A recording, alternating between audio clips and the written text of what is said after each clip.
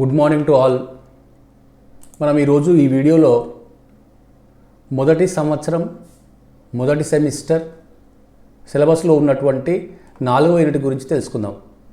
ఈ 4వ యూనిట్ ముఖ్యంగా తెలుగు భాషా స్వరూపము మౌలిక అంశాల గురించి తెలియజేస్తుంది. అటానమస్ కాలేజ్ అయినటువంటి మన ఎస్ఆర్ఆర్ కాలేజ్ తెలుగు సిలబస్లో 4వ యూనిట్ను కొంత మార్పు చేయడం జరిగింది. మిగతా సిలబస్కి మన సిలబస్కి కొంత తేడా ఉంటుంది. సో ఈ 4వ యూనిట్ ఏంటంటే తెలుగు భాషా స్వరూపం మౌలిక రూపాలు, అంటే భాష ఎలా ఉద్భవించింది, భాష నిర్మాణం ఎలా ఉంది, భాష ప్రయోజనాలు ఏమున్నాయి, భాషను మనము చదవడం రాయడంలో ఏ విధంగా ప్రయోగిస్తాం అనే అంశాలని ఇందులో మనం చదువుకుంటాం. భాష అనేది మనిషి యొక్క అభివృద్ధికి సాధనమైనటువంటి ముఖ్య అంశం. ప్రపంచంలో సుమారు 7,000 భాషలు ఉన్నాయని యునెస్కో ఆ లిస్టు చెప్తుంది. ఈ భాష అనేది మనిషి యొక్క అభివృద్ధికి ప్రధానమైనటువంటి కారణం. జంతువుల నుంచి వేరు చేసి మనిషి జంతువుల్లాగా అడవిలో ఆకుల అలములు చుట్టుకొని ఆకుల అలములు భుజిస్తూ తిరిగినటువంటి వాడు ఈరోజు ఈ భూమండలాన్ని 1000 సార్లు భస్మం చేయగలటువంటి శక్తిని సంపాదించాడు. ఆకాశంలో పక్షిలాగా ఎగరగలిగే శక్తిని సంపాదించాడు. దానికి ముఖ్యమైనటువంటి కారణం ఏంటంటే భాషను అభివృద్ధి చేసుకోవడమే. ఈ భాష ముఖ్యంగా ఇదేంటంటే కమ్యూనికేషన్ సాధనము. Language is a means of communication. ఒక వ్యక్తి నుంచి మరొక వ్యక్తికి పరస్పరం కమ్యూనికేషన్ చేసుకోవడానికి, పరస్పరం తమ అభిప్రాయాలని పంచుకోవడానికి, అభిప్రాయాలను షేర్ చేసుకోవడానికి ఉపయోగపడేటువంటి ఒక సాధనం. It is a medium. మనం ఎటైనా ప్రయాణించాలంటే మనకు ఒక సౌకర్యమైనటువంటి సాధనం కావాలి. సైకిలో, స్కూటరో, బస్సో, రైలో, ఏదో విధంగా. ఆ విధంగా మన అభిప్రాయాలను ఇతరులతో షేర్ చేసుకోవాలంటే కూడా ఒక మీడియం కావాలి. ఆ మీడియంనే మనం భాష అంటాము. అందుకే మనకి Telugu medium, English medium, Urdu medium, Kannada medium ఇట్లా పేర్లు వచ్చినాయి. అంటే మీడియం అంటే ఏంటిది? లాంగ్వేజ్, ఒక సాధనం. అంటే మన అభిప్రాయాలని షేర్ చేసుకోవడానికి, సబ్జెక్టు వివరించడానికి, కాంటెంట్ని చెప్పడానికి ఒక సాధనం. దాన్నే మనం భాష అని అంటాము. ఈ భాష ఒక సమాజంలోని సభ్యులు పరస్పరం సహకరించుకునేందుకు ఉపయోగపడే నిర్వ్యాజ వాక్ సంకేతాల ప్రక్రియ. ముఖ్యంగా భాష అనేది వాక్ సంకేతాలు. మనం మాట్లాడేటువంటి ఈ శబ్దాలు, మనం చేసేటువంటి శబ్దాలే భాషకు మూలం. పక్షులు కానీ జంతువులు కానీ అవి కూడా శబ్దాలు చేస్తాయి. కానీ ఆ శబ్దాలకి, మనం చేసేటువంటి శబ్దాలకి, భాషాగతమైనటువంటి శబ్దాలకి, వీటికి చాలా అర్థంలో మార్పు ఉంటుంది. ఆ విధంగా మనం చేసేటువంటి శబ్దాలకి అర్థ సంబంధం ఉంటుంది, అర్థం ఉంటుంది. కాబట్టి ఇది మనం కమ్యూనికేషన్ చేయడానికి సాధ్యమవుతుంది. ఈ మానవుడు భూమి మీద పుట్టి చాలా కాలము జంతువులాగే ప్రవర్తించేవాడు, జంతువులాగే శబ్దాల ద్వారా అర్థం చేసుకునేవాడు. కానీ క్రమక్రమంగా ఏమైంది? మానవ యొక్క మెదడు అభివృద్ధి చెందడం వల్ల ఆ మెదడులో భాషకు సంబంధించినటువంటి యంత్రాంగం అభివృద్ధి చెందడం వల్ల భాష నేర్చుకోవడానికి సాధ్యమైంది. లేదంటే మానవుడు కూడా జంతువులాగే ప్రవర్తించేవాడు. ఇది కేవలం మనిషి యొక్క మెదడు యొక్క పరిణామం పెరగడం వల్ల అందులో భాష యంత్రాంగం నిక్షిప్తమై ఉంది. దానిండే మనం ఈరోజు న్యాచురల్ లాంగ్వేజ్ అని నేర్చుకుంటున్నాం. నీ కంప్యూటర్ సిస్టంలో న్యాచురల్ లాంగ్వేజ్ ప్రాసెసింగ్ అనేటువంటి ఒక సాఫ్ట్వేర్ను మనం తయారు చేసుకున్నాం. అంటే భాషకు సంబంధించినటువంటి సాఫ్ట్వేర్. అలాంటి సాఫ్ట్వేరు మనిషి యొక్క మెదడులో నిక్షిప్తమై ఉంటుంది. అది సాధారణ భాష. ఇప్పుడు మనము 7,000 భాషలే అని చెప్పుకున్నాము. మరి మనిషి మెదడులో ఏ భాష నిర్మాణం ఉంటుంది అంటే తెలుగు వాళ్ళకి తెలుగు భాష, ఇంగ్లీష్ వాళ్ళకి ఇంగ్లీష్ భాష అని ఉండదు. మనిషి మెదడులో సాధారణ భాష, న్యాచురల్ లాంగ్వేజ్ ఉంటుంది. ఆ మనిషి పుట్టిన తర్వాత ఏ భాషకైతే ఎక్స్పోజ్ అవుతాడో ఆ భాషని నేర్చుకోగలుగుతాడు, ఆ భాషని సులభంగా నేర్చుకోగలుగుతాడు. దానినే మనం ఏమంటున్నాం అంటే మదర్ టంగ్, మాతృభాష అని అంటున్నాం. అంటే తల్లి పాలతో తల్లి దగ్గరగా ఉండి ఆనాటి సమాజంలో, అంటే మనిషి పుట్టిన తర్వాత చిన్న పిల్లవాడి నుంచి ఏ భాషకైతే ఎక్స్పోజ్ అవుతాడో, ఏ భాషా ప్రభావం వల్ల ఆ భాష నేర్చుకుంటాడో ఆ భాషనే మాతృభాష అంటాము. సాధారణంగా మాతృభాష నేర్చుకున్నటువంటి వ్యక్తి ఇతర భాషలు కొన్ని నేర్చుకోవడంలో సులభమవుతుంది, కొన్ని నేర్చుకోవడంలో కష్టమవుతుంది. ఎందుకు సులభమవుతుంది, ఎందుకు కష్టమవుతుంది అంటే, ఉదాహరణకి ఒక సైకిల్ దొక్కినటువంటి వ్యక్తి బైక్ నేర్చుకోవడం ఈజీ అవుతుంది. ఆ విధంగా ఒక భాష నేర్చుకున్నటువంటి వ్యక్తి దానికి సంబంధించినటువంటి అదే నిర్మాణం ఉన్నటువంటి భాష నేర్చుకోవడం ఈజీ అవుతుంది. అదే తెలుగు నేర్చుకున్నటువంటి వ్యక్తి కన్నడం, మలయాళం నేర్చుకోవడం ఈజీ, అంటే సేమ్ ఒకే కుటుంబానికి చెందినటువంటి భాషలు. కానీ ఇంగ్లీష్ నేర్చుకోవడం కష్టమవుతుంది. ఎందుకు కష్టమవుతుందంటే, ఇంతకుముందు నేర్చుకున్నటువంటి భాషా నిర్మాణము, తెలుగు భాషా నిర్మాణము, ఇంగ్లీషు భాష నిర్మాణం వేరువేరుగా ఉంటుంది. కాబట్టి తెలుగు నేర్చుకున్నటువంటి వ్యక్తి ఇంగ్లీష్ నేర్చుకోవడం కొద్ద కష్టమవుతుంది, కానీ నేర్చుకోవచ్చు. ఈ విధంగా మనిషి ఎన్ని భాషలు నేర్చుకోవచ్చు అంటే, మనము కొందరు వ్యక్తుల గురించి పివి నరసింహరావు గురించి చెప్తాం, ఆయనకు 10 భాషలు వచ్చని. డాక్టర్ నెలవెల భాస్కర్ గారి గురించి చెప్తాం, ఆయనకు 14 భాషలు వచ్చని. ఈ విధంగా మనిషి తన యొక్క మేధా సంపత్తిని బట్టి, తన యొక్క ప్రాక్టీస్, తన యొక్క కష్టాన్ని బట్టి ఎన్ని భాషలైనా కూడా నేర్చుకోవడానికి అవకాశం ఉంది. మరి ఎట్లాంటి భాష ఎలా ఉద్భవించింది అన్నప్పుడు మన శాస్త్రవేత్తలు కొన్ని సిద్ధాంతాలను ప్రతిపాదించారు. అందులో కొన్ని బౌవౌవాదము, అంటే కుక్కలు కానీ ఇవి జంతువులు శబ్దం చేయడం వల్ల కూకు వాదము, బౌబౌ వాదము అని, కూకు అనేవి కాకులు అరుస్తాయి, ఆ విధంగా మనిషి కూడా వాటిని అనుసరించి అరుస్తూ ఇంక కొంత దానికి అభివృద్ధి చెంది భాష ఉద్భవించింది అని చెప్పేసి ఈ బౌబౌ వాదం అని చెప్తుంది. ఇంకోటి పూపు వాదం అని, పూపు సిద్ధాంతం అని ఉంది. ఈ సిద్ధాంతం ఏం చెప్తుందంటే, మనిషి పనిచేస్తున్నప్పుడు ఇప్పటికి కూడా కష్టించి పనిచేసే వాళ్ళు ఏం చేస్తారు, వాళ్ళు ఏదో శబ్దాల ద్వారా ఒక బరువు లేవటంటే హై సర పట్టు, హే పట్టు, ఆ పట్టు అని ఇట్లా ఒక శబ్దం, ప్రత్యేకమైనటువంటి శబ్దం అరవడం ద్వారా వాళ్ళు ఆ పనిని సులభంగా చేయడానికి అవకాశం ఉంటుంది. అంటే వాళ్ళ యొక్క అలసటని మర్చిపోయి శక్తిని ఒకేసారి కేంద్రీకరించడానికి ఇట్లాంటి శబ్దాలని వాడుతూ ఉంటారు. అట్లా ఆ విధంగా భాష ఉద్భవించింది అని ఈ పూపు సిద్ధాంతము చెప్తుంది. ఇంకా మార్క్స్ ముల్లర్ పరిపాలించినటువంటి డింగ్ డాంగ్ సిద్ధాంతము, ఈ సిద్ధాంతము మనిషి యొక్క అభిప్రాయాలు తను వ్యక్తం చేయడం ద్వారా, ముందు సంజ్ఞల ద్వారా, అంటే జెస్చర్స్, చేతులు కాళ్ళతో జెస్చర్స్ ద్వారా ప్రయోగం చేసేవాడు. ఆ తర్వాత ఈ శబ్దాలు చేసినప్పుడు గట్టిగా గాలి పీల్చి గాలి వదులుతూ ఆ శబ్దాలు చేస్తాడు. కాబట్టి ఈ విధంగా భాష అనేది ఉద్భవించింది. మనిషి చేసేటువంటి శబ్దాల యొక్క పరిణామమే భాష అని చెప్పేసి మార్క్స్ ముల్లర్ డింగ్ డాంగ్ సిద్ధాంతం ద్వారా వ్యక్తం చేయడం జరిగింది. ఇంకా యెహోవా సిద్ధాంతము, ఇది కూడా ఇంతకుముందు చెప్పినట్టుగా కష్టించి పనిచేసినప్పుడు ఓహో ఆహా అని, ఇప్పుడు బరువు మోసేవాళ్ళు, పల్లకి మోసేవాళ్ళు, వాళ్ళు హైసర పట్టు అనే ఒక శబ్దం చేస్తూ ఉంటారు. ఆ విధంగా మనిషి శబ్దాల ద్వారా కష్టించి పనిచేసినప్పుడు ఆ కష్టం నుంచి వచ్చేటువంటి శబ్దాల ద్వారా మొత్తం మీద శబ్దరూపమైనటువంటి భాష క్రమంగా పదరూపము సంతరించుకొని దానికి అర్థాలు ఏర్పడి భాష ఏర్పడింది అని చెప్తుంటారు. మానవ భాష లక్షణాలు కనుక చూసినట్లయితే ప్రతి భాష ప్రత్యేక లక్షణాలు కలిగి ఉంటుంది. అయితే భాషలకి ఇంతకుముందు చెప్పుకున్నాము, భాషా నిర్మాణము అనేది మనిషి మెదడులో నిక్షిప్తమై ఉంటుంది. దానినే న్యాచురల్ లాంగ్వేజ్, సాధారణ భాష, సామాన్య భాష అంటాము. కంప్యూటర్లో కూడా అట్లాంటి నిర్మాణం ఈరోజు మనం నిక్షిప్తం చేసాం. అట్లాంటి సాఫ్ట్వేర్ని మనం కంప్యూటర్లో పొందుపరచడం జరిగింది. ఆ విధంగా ఆ కంప్యూటర్ భాషను ఉపయోగించి మనం ఈరోజు ఇప్పుడు ఇంగ్లీష్లో టైప్ చేస్తే తెలుగులో వస్తుంది. ఒక భాషలో ఉన్నటువంటి అంశాన్ని ఇంకో భాషలో మనం మార్చగలుగుతున్నాము. ఎలా సాధ్యమైందంటే ఆ కంప్యూటర్లో ఉన్నటువంటి లాంగ్వేజ్, దాన్నే మనం ఏమంటామంటే న్యాచురల్ లాంగ్వేజ్ ప్రాసెసింగ్, ఎన్ఎల్పి అంటాము. అట్లాంటి ఎన్ఎల్పినే మన మెదడులో జరుగుతుంది. సుమారు 25,000 సంవత్సరాల క్రితమే భాష పుట్టింది అని మన శాస్త్రవేత్తలు చెప్తున్నారు. ఇంకంతకన్నా ముందు కావచ్చు, తర్వాత కావచ్చు. ప్రత్యేకంగా ఈ రోజే భాష పుట్టిందని మనం సాధారణంగా చెప్పలేము. ఎందుకంటే భాష ఒకేసారి ఉద్భవించలేదు. ఇప్పుడు ఉన్నటువంటి తెలుగు రూపము పూర్వకాలం నుంచి ఎన్నో రూపాలని సంతరించుకొని ఈ విధంగా ఏర్పడింది. తర్వాత కొన్ని భాషల నుంచి అనేక భాషలు ఉద్భవించాయి. వాటిని ఒక కుటుంబంగా విభజించడం జరిగింది. వాటిని భాషా కుటుంబాలు అంటారు. ఉదాహరణకు తెలుగు అనేది మూల ద్రావిడ కుటుంబం నుంచి ఉద్భవించిందని చెప్తారు. అంటే ఒక ద్రావిడ భాష అనేది ఉండేది.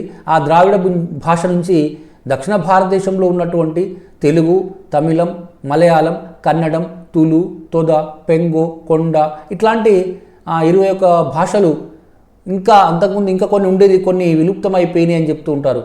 ఆ విధంగా భాషలు ఒక మూల భాష నుంచి ఉద్భవించాయి అని చెప్తూ ఉంటారు. అంటే భాష క్రమ పరిణామం చెందినటువంటిది, భాష క్రియాశీలమైనటువంటిది.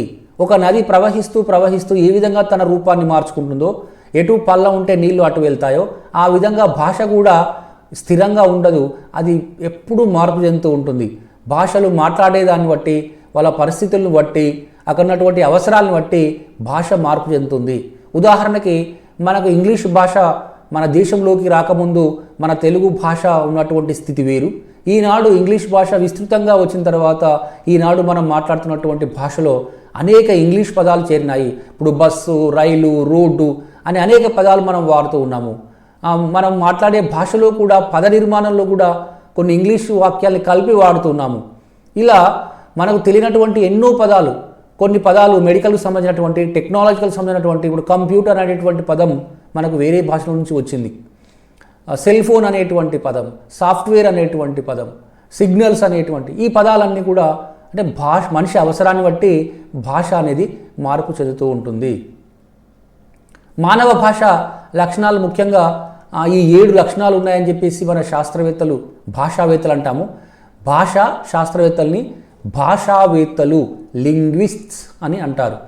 భాషా శాస్త్రాన్ని లింగ్విస్టిక్స్ అంటారు. అంటే భాష గురించి చదువుకునే శాస్త్రాన్ని లింగ్విస్టిక్స్ అని, ఆ భాషా శాస్త్రవేత్తల్ని లింగ్విస్ట్స్, LINGUIST, లింగ్విస్ట్ అని అంటారు. వాళ్ళు చెప్పినటువంటి భాషా లక్షణాల్లో ముఖ్యంగా ఈ 7 లక్షణాలు ఉన్నాయి. అందులో నిర్మాణ ద్వైవిధ్యం, డ్యుయాలిటీ. భాషా నిర్మాణంలో ఒకే రకమైన నిర్మాణం ఉండదు, చాలా రకాలుగా. అంటే ముందు శబ్దాల నుంచి అక్షరాలు ఏర్పడతాయి, అక్షరాల నుంచి పదాలు ఏర్పడతాయి, పదాల నుంచి వాక్యాలు ఏర్పడతాయి, వాక్యాల నుంచి ఒక పారాగ్రాఫ్ ఏర్పడుతుంది, పారాగ్రాఫ్ నుంచి ఒక ఎస్సే ఏర్పడుతుంది. ఆ విధంగా మనము నిర్మాణంలో చూసినప్పుడు కొన్ని పదాలు కలిపి ఒక వాక్యం ఏర్పాటు చేయవచ్చు. ఆ వాక్యాన్ని పదాలు మార్చడం ద్వారా వాక్యాన్ని మార్చవచ్చు, లేక సమానమైనటువంటి వాక్యాల నుంచి వాక్యాలు మార్చడం ద్వారా ఒక పారాగ్రాఫ్ని మార్చవచ్చు. ఈ విధంగా డ్యూయల్ చేంజ్, అంటే పదాలని మార్చవచ్చు, వాక్యాల్ని మార్చవచ్చు. ఆ విధంగా ఆ డ్యూయల్ చేంజ్ అనేది, నిర్మాణ ద్వైవిధ్యం అనేది, దాని 2 రకాలైనటువంటి భేదం అనేది మనకు కనిపిస్తుంది.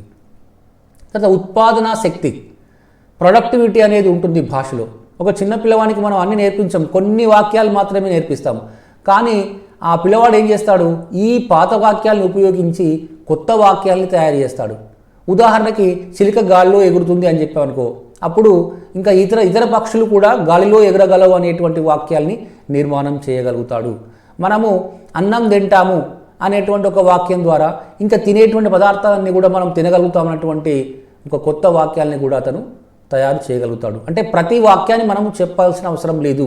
కొన్ని నేర్చుకోవడం ద్వారా, కొన్ని అనుభవాల ద్వారా, నిప్పు కాలుతుంది అని మనం చెప్పినప్పుడు ఆ కాలడం అనేటువంటి అనుభవం ఎలా ఉంటుందో మనకు తెలియదు. కానీ తెలియనప్పుడు కూడా మనం ఊహించుకుంటాం, అమ్మో నిప్పు కాలుతుంది అంటాము. అంటే కాలితే ఎలా ఉంటుంది. కరెంట్ షాక్ కొడుతుంది అన్నప్పుడు కరెంట్ షాక్ కొడితే ఎలా ఉంటుందో మనం ఎప్పుడు అనుభవించలేదు.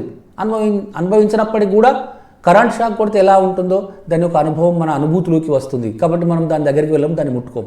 ఈ విధంగా ఉత్పాదన శక్తి అనేది ఆ భాషకు సంబంధించినటువంటి అనుభవపూర్వకమైనటువంటి మనం బయటికి వ్యక్తం చేసేటువంటి శక్తి, వాటి అనుభూతి, భాషా పదాలకు సంబంధించినటువంటి అనుభూతి అనేది దానిలో ఉంటుంది. అంటే ఆ శక్తి దానికి ఉంటుంది భాషకి. శబ్దార్థ సంబంధ కృత్రిమత, ఆర్బిట్రారీనెస్ అంటాము. అంటే శబ్దానికి, భాష అంటేనే శబ్దార్థ సంబంధమైనటువంటిది. శబ్దము ద్వారా దానికి ఒక అర్థము స్ఫురిస్తుంది. అర్థం స్ఫురించకపోతే అది భాష కాదు. ఇప్పుడు మనం ఏదేదో పిచ్చి పిచ్చి శబ్దాలు చేస్తాం, పిచ్చి వాళ్ళు ఏదో అర్థం లేనటువంటి మాటలు మాట్లాడతారు. మనం అప్పుడప్పుడు అంటాం, అరే వీని మాటకి ఏం అర్థం లేదంటాం. అంటే అర్థం లేనటువంటి శబ్దాలు భాషా శబ్దాలు కావు, వాటికి భాష యొక్క అర్థం ఉండదు. భాష అంటేనే అర్థవంతమైనటువంటి శబ్దములు కలిగినటువంటిది. మరి ఈ అర్థవంతమైనటువంటి శబ్దాలు ఎలా ఏర్పడ్డాయి, వాటికి ఏమైనా సంబంధం ఉందా అంటే ఉంది అని ఇప్పుడు ఇంతకుముందు వాదనలో కొంతమంది చెప్పారు. కానీ నిజం చెప్పాలంటే సంబంధము లేదు అని చెప్పవచ్చు.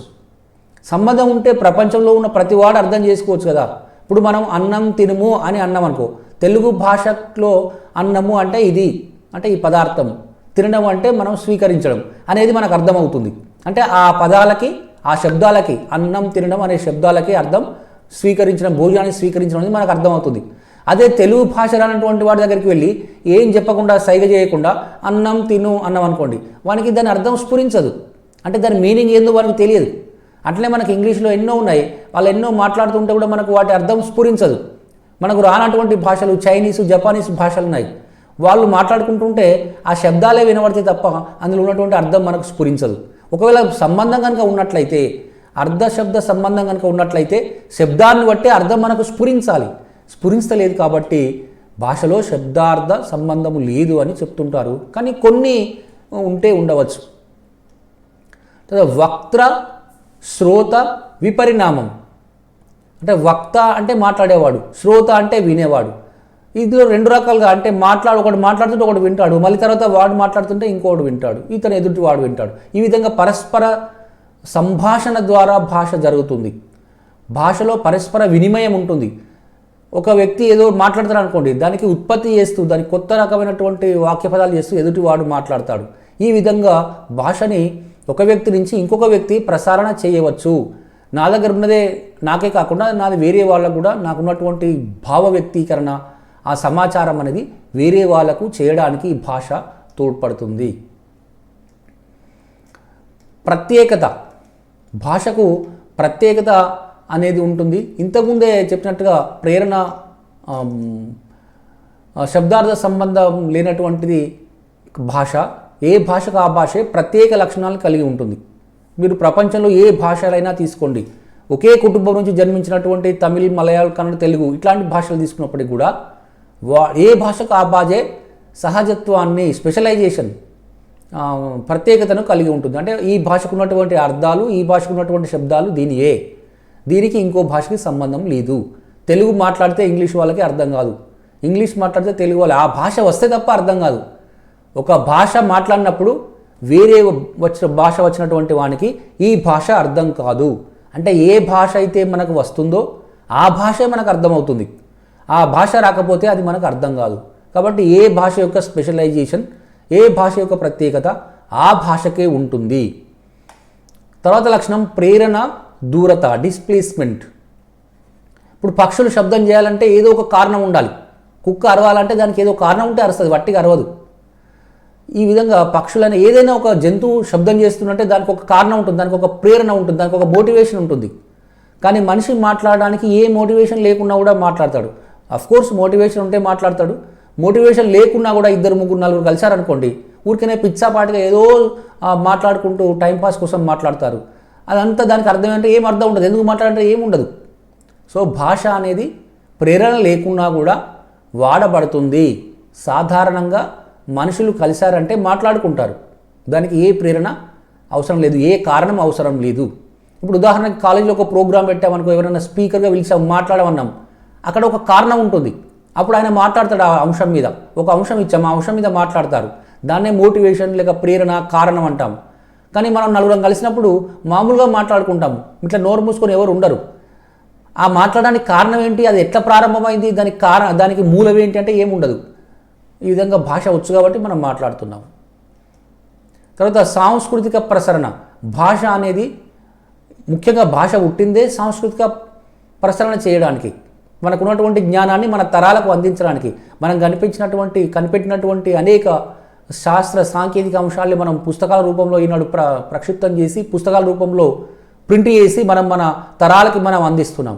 ఈ విధంగా సాంస్కృతిక ప్రసరణ కోసం మన ఆచారాలు, సంప్రదాయాలు ఇవన్నీ కూడా ఇతర తరాలకు అందించడం కోసం మనము ఈ భాషని ప్రయోగిస్తున్నాము, భాషని వాడుతూ ఉన్నాము. దీంట్లో భాషలో ఇంకోటి ఏంటంటే లిపి. భాష 2 రకాలుగా ఉంటుంది, మనం దాన్ని ముందు పాఠంలో తెలుసుకుంటాము. భాష నిలబడడానికి లిపి ప్రధాన కారణం. లిపి లేకపోతే ఆ భాష కొద్ది రోజులకి విలుప్తమైపోయేటువంటి అవకాశం, కనిపించకుండా పోయేటువంటి అవకాశం ఉంది. మరి లిపి ఏంటిదంటే భాషకు ధ్వన్యాత్మకమైనటువంటి సంకేత రూపం. మనము రాయడం ద్వారా ఒక అక్షరాన్ని రాయడం ద్వారా దాని శబ్దానికి పలుకుతాము. అంటే ఈ శబ్దానికి ఈ అక్షరము సంకేతం. ఇప్పుడు తెలుగులో తెలుగు అని అనుకో, తా కేత్వం ఇస్తే తే అంటాము. ఈ తే అనేది ఏంటిది, తే అనేటువంటి శబ్దానికి సంకేతము. ఆ శబ్దాలకి ఒక ప్రత్యేకమైనటువంటి అర్థం ఉంటుంది. అందుకే భాషకు ప్రత్యేకత అంటాము.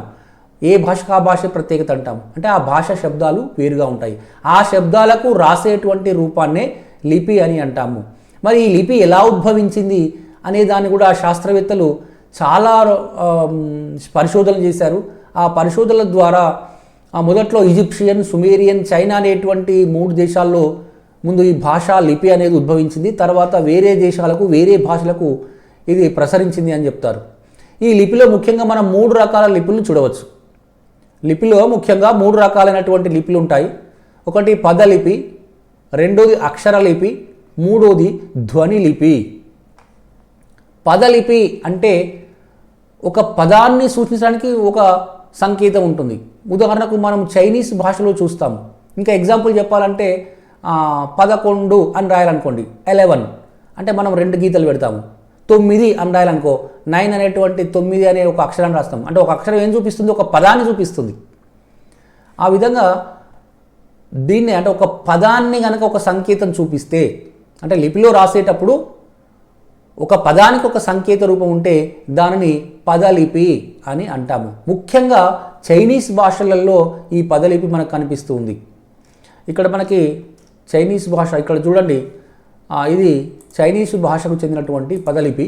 ఈ చైనీస్ భాష ఇప్పటికి కూడా మీరు చూడండి, ఇందులో కొన్ని చిత్రాల రూపంలో మనకు కనిపిస్తాయి, బొమ్మల రూపంలో మనకు కనిపిస్తాయి. తర్వాత దీని నుంచి కొంత పరిణామం చెందినటువంటి జపానీస్ భాష. అంటే ఈ సంకేతాలు చైనా లిపికి సంబంధించినటువంటి సంకేతాలు, ఒక్కొక్క సంకేతం చాలా క్లిష్టంగా ఉంటుంది. ఇంత క్లిష్టంగా ఎందుకు ఉంటుందంటే ఒక్కొక్కటి ఒక్కొక్క పదాన్ని చూపిస్తుంది. మీకు ఇవి పూర్తిగా చెప్తే అర్థమవుతుంది ఎట్లా అనేది. ఒక పదాన్ని ఒక సంకేతం చూపిస్తే దాన్ని పదలిపి అంటాం. అలా కాకుండా ఒక సంకేతం ఒక అక్షరాన్ని చూపిస్తే దాన్ని అక్షరలిపి అంటాం. ఉదాహరణకి మన భారతదేశంలో ఉన్నటువంటి అనేక భాషలు అక్షరలిపి కలిగినటువంటివి. మన తెలుగు తీసుకున్నప్పుడు ఇంతకుముందు చెప్పాము, తే అనేది ఒక అక్షరాన్ని చూపిస్తుంది, లా కొమ్మిస్తే లు అనేది ఒక అక్షరాన్ని చూపిస్తుంది, గా కొమ్మిస్తే గు అనేది ఒక అక్షరం. గు అనేటువంటి శబ్దం ఏం చేస్తుంది? ఒక అక్షరాన్ని చూపిస్తుంది. ఈ విధంగా ఒక అక్షరాన్ని కనుక ఆ శబ్దం చూపిస్తే దానిని అక్షరలిపి అని అంటాము. అలా కాకుండా ధ్వనిలిపి అంటే ధ్వనిని శబ్దం చూపిస్తే దాన్ని ధ్వనిలిపి అంటాము. ఉదాహరణకు యూరోపియన్ లాంగ్వేజెస్, ఇప్పుడు ఇంగ్లీష్ తీసుకోండి, ఇంగ్లీష్లో అక్షరాలు ఉండవు, ఆల్ఫాబెట్స్ ఉంటాయి, ధ్వనులు ఉంటాయి. ఏ అంటే ఏ, బి అనే శబ్దం బి, సి అనే సి అక్షరం ఉంటుంది. మరి పదాలు ఎట్లా ఏర్పడతాయి అంటే ఈ అక్షరాలను కలపడం వల్ల, ఈ శబ్దాలను కలపడం ద్వారా పదాలు ఏర్పడతాయి. ఇక్కడ పదలిపిలో అక్షర సంకేతాలే పదాలుగా ఉంటాయి. ఇది పూర్వ రూపం. దీని నుంచి కొద్దిగా అభివృద్ధి చెందినటువంటి రూపం ఏంటంటే అది కొంత విడిపోయి అక్షరాలు కలిపినప్పుడు పదాలు ఏర్పడతాయి. దీనిలో సులభం ఏంటిదంటే ఇక్కడ పదానికి ఒకటే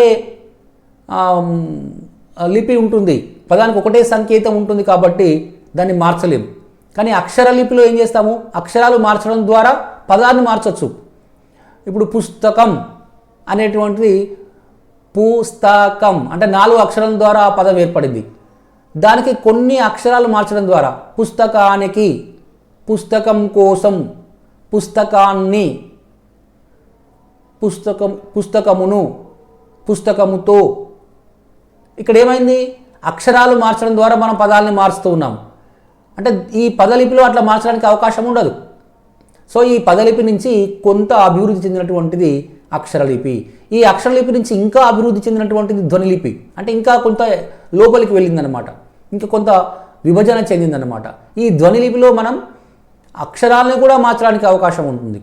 ధ్వనులు 2 అక్షరాలు అంటే ఏంటి? అర్థవంతమైనటువంటి ధ్వనులు కలిస్తే అక్షరాలు ఏర్పడతాయి. ఇక్కడ అక్షరాలని మార్చరాదు. మనం తెలుగులో అక్షరాన్ని అంటే అక్షరాలు మార్చి పదాలను మార్చవచ్చు, కానీ అందులో మనం అక్షరాన్నే మార్చలేము. కానీ ఇంగ్లీష్లో శబ్దాలను మార్చి కొత్త అక్షరాలని తయారు చేయవచ్చు. టేబుల్, TABLE, టే అయింది, TI అవుతుంది, TU2 అవుతుంది. ఇట్లా శబ్దాలని దానికి కావాల్సినటువంటి ఏఈఐఓయు అనే ఆ ఆల్ఫబెట్స్లలో ఉన్నటువంటి వాటిని చేర్చి ఆ ధ్వనులని మనం మారుస్తూ ఉన్నాం. ఈ విధంగా అక్షరాలని ధ్వనుల ద్వారా అక్షరాలు ఏర్పడతాయి, అక్షరాల ద్వారా పదాలు ఏర్పడతాయి. అంటే పదాలు పూర్వరూపం మొదట ఏర్పడినటువంటివి, పదాల నుంచి తర్వాత అభివృద్ధి చెందినటువంటివి అక్షరాలు, అక్షరాల నుంచి ఇంకా విడిపోయినటువంటివి ధ్వనులు. ముఖ్యంగా ఇప్పుడు భాషకి ప్రమాణం అని ఇప్పుడు మనం చాక్పీస్ తీసుకున్నాము. ఆ చాక్పీస్ ఎట్లా తయారవుతుంది? అనేక రేణువులు కలిపి చాక్పీస్ తయారు చేస్తారు. మనం చాక్పీస్ని ముక్కలు ముక్కలు ముక్కలు చేసినప్పుడు ఒక డస్ట్ అవుతుంది. ఆ చిన్న డస్ట్ ముక్కని రేణువులు అంటాము. ఆ డస్ట్ ముక్క అనేది చాక్పీస్ తయారు చేయడానికి మూల కారణం. అట్లాంటి అనేకమైనటువంటి డస్ట్ కలిపి చాక్పీస్ తయారవుతుంది. ఒక చెంబులో వాటర్ తీసుకున్నాము. ఆ వాటర్ని బొట్లు బొట్లుగా అనేకమైనటువంటి నీటి బొట్లు కలిసి ఒక వాటర్ ఏర్పడుతుంది. ఆ విధంగా భాష ఎట్లా ఏర్పడుతుంది అంటే అనేకమైనటువంటి ధ్వనులు. ఆ ధ్వనులు ఏంటి? మళ్ళీ అర్థవంతమైనటువంటి ధ్వనులు, ఏదో పిచ్చి పిచ్చిగా చేసే ధ్వనులు కాదు.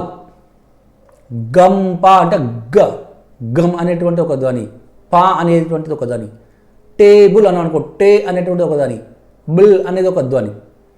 ఈ విధంగా దానికి ఒక అర్థం, అది కలిసినప్పుడే అర్థం ఉంటుంది. గంప అన్నప్పుడు గమ్ అనేదానికి అర్థం లేదు. మామూలు గంప విషయంలో తీసుకున్నప్పుడు గ అనేదానికి అర్థం లేదు. అది పాతో కలిసినప్పుడే దానికి అర్థం సంతరించుకుంటుంది. ఈ విధంగా అర్థవంతమైనటువంటి ధ్వనులు, ఆ అర్థవంతమైనటువంటి ధ్వనులు కలిసి అక్షరాలు పదాలు ఏర్పడతాయి. ఈ విధంగా భాషకి మూలం ఏంటంటే ధ్వని. భాష ఎలా ఏర్పడుతుందంటే ధ్వనుల ద్వారా, ధ్వనులు చేయడం ద్వారా. ఏ ధ్వనులవి? అర్థవంతమైనటువంటి ధ్వనుల ద్వారా భాష ఏర్పడుతుంది. ఈ అర్థవంతమైనటువంటి ధ్వనులనే మనము రాసే రూపంలోకి తీసుకురావడం జరిగింది. ఆ రాసే రూపాన్నే మనం లిపి అని అంటాము. ఆ ధ్వనులని లిఖిత రూపంలోకి తీసుకొచ్చాము. దానికి కొన్ని సంకేతాలు ఇచ్చాము. ఈ ధ్వనికి ఇది సంకేతం, ఈ ధ్వనికి ఇది సంకేతం. ఇప్పుడు మీరు షార్ట్ హ్యాండ్ రైటింగ్ అనేది ఉండేది. అందులో మీకు ఎవరికైనా షార్ట్ హ్యాండ్ తెలిస్తే దాని గురించి తెలుస్తుంది. అంటే శబ్దానికి మనం రాయగలగాలి. ఇప్పుడు మనము ప్రసరణ చేయగలగాలంటే మనం రాసి ఇవ్వాలి. వీళ్ళు దూరం పంపాలనుకో, లెటర్ పంపాలనుకోండి, ఏం చేయాలి? మనం అనుకున్నటువంటి మాటల్ని ఆ లెటర్లో రాస్తాము. ఆ విధంగా రాసినప్పుడే ఆ భాషని మనం ప్రసరణ చేయగలుగుతాము. ఒక బుక్ ఉందనుకోండి, ఒక బుక్లో ప్రింట్ చేసాం అనుకోండి, ఆ బుక్ను కొన్ని లక్షలు కోట్ల మందికి మనం పంచడానికి అవకాశం ఉంది. కానీ మనం దాన్ని చెప్పాలంటే చెప్పలేము. ఆ విధంగా భాషని విస్తృతపరచడానికి, ఆ తర్వాత భాష అవసరం కోసం వినియోగించుకోవడానికి, భాషను డాక్యుమెంట్ చేయడానికి, భాషను ప్రిజర్వ్ చేయడానికి, భాషా జ్ఞానాన్ని పుస్తకాల రూపంలో ప్రిజర్వ్ చేయడానికి ఈ లిపి అనేది ఏర్పాటు చేయడం జరిగింది. ఈ లిపి మొట్టమొదటి ఎలా ఉద్భవించింది అంటే చిత్రలిపి. చిత్రాల ద్వారా, బొమ్మలు వేయడం ద్వారా, బొమ్మల ద్వారా గోడల మీద మీరు పూర్వకాలంలో చూసినట్లయితే పాత లిపి ఎట్లా ఉంటుందంటే చిత్రలిపి. అంటే ఒక బొమ్మ వేయడం, ఒక గుర్తుగా. చెయ్యి అంటే చెయ్యి బొమ్మ వేయడం, తల అంటే తల బొమ్మ వేయడం. ఇట్లా మనిషి బొమ్మ వేస్తే మనిషి, మగాయన బొమ్మ వేస్తే మేల్, ఆడామె బొమ్మ వేస్తే ఫిమేల్. అట్లా బొమ్మల చిత్రాల రూపంలో ముందు లిపి అనేది ఉద్భవించింది అని చెప్తూ ఉంటారు. ఈ లిపి క్రమక్రమంగా పరిణామం చెందుతూ ఇప్పుడున్నటువంటి రూపాన్ని సంతరించుకుంది. ఇంతకుముందు చెప్పినట్లుగా ఈ చైనీస్ అనేది ఇప్పటికి కూడా ఇది బొమ్మల రూపంలో ఉంది. దాని నుంచి జపానీస్ కొంత పరిణామం చెందింది. ఇంకా ఇప్పుడు మనకు కొత్తగా వచ్చినటువంటి భాషలు మనకి కొత్త లిపుల్ని సంతరించుకున్నాయి. ఒక్కొక్క భాషకి ఒక లిపి ఉంది. కానీ 7,000 భాషలు, ప్రపంచవ్యాప్తంగా 7,000 భాషలు ఉన్నప్పటికీ కూడా కొన్ని వందల భాషలు, కొన్ని భాషలకు మాత్రమే లిపి ఉంది. అన్ని భాషలకు లిపి లేదు. ఈ పైన సారాంశం చూసినట్లయితే మనం పైన ఏం చదువుకున్నాము? లిపి చిత్రాల నుంచి ఉద్భవించింది. చిత్రలిపి మొదట పదలిపిగా మారింది. పదలిపి చాలా భాషల్లో అక్షరలిపిగా మారింది. అక్షరలిపి నుంచి అచ్చులు, హల్లులు అంటే సౌండ్స్, ప్రత్యేకంగా గుర్తులు ఏర్పాటు చేసి ధ్వని లిపిని మొదటగా గ్రీకులు సాధించారు. రాతలోను చదవడంలోను సౌలభ్యానికి ఈ ధ్వని లిపి అనేది బాగా పరిణామం చెందినటువంటి లిపి అని మనం తెలుసుకోవచ్చు. ఇప్పుడు మనం రాసినటువంటి లిపి అంటే బాగా పరిణామం చెందినటువంటి, బాగా అభివృద్ధి చెందినటువంటి లిపి ఏంటంటే ధ్వని లిపి. ధ్వని అనేది భాషకు మూలం. అర్థవంతమైనటువంటి ధ్వని అనేది భాషకు మూలం. ఈ విధంగా భాష అనేది ఎలా ఉద్భవించింది, భాషా లక్షణాలు ఏంటి, భాషా నిర్మాణం ఎలా ఏర్పడుతుంది, భాషా లక్షణాలు ఏంటి అనేది ఈ పాఠంలో మనము చదువుకున్నాము. ధన్యవాదాలు.